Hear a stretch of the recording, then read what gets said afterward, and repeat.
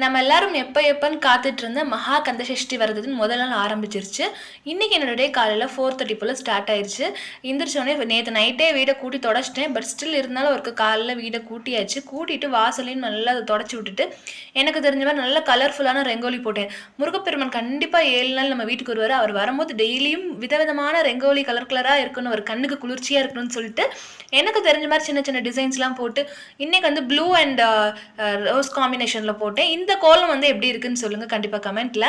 அதுக்கப்புறம் கோலம்லாம் போட்டு முடிச்சுட்டு கண்ணுக்கு குளிர்ச்சியாக இருந்துச்சா, சரி உள்ளே போயிட்டு முருகப்பெருமானை வைக்க போகிற இடத்த நல்லா சுத்தம் பண்ணலான்னு சொல்லிட்டு ஒரு கப்பில் தண்ணியை ஊற்றி வாசனை தடவை இப்படி நம்மளே வீட்டில் ரெடி பண்ணோம் இல்லையா, அந்த பொடியும் போட்டு நல்லா தொடச்சாச்சு.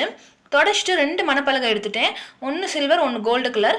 அந்த சில்வர் கலரில் இருக்கிற வந்து முருகப்பெருமானோட படத்தையும் சிலையும் நான் வச்சுட்டேன்.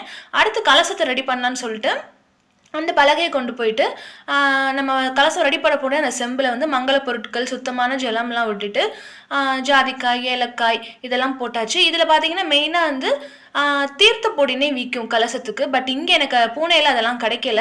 ஸோ வீட்டில் நானே ரெடி பண்ண வாசனை பொடியை போட்டுட்டேன்.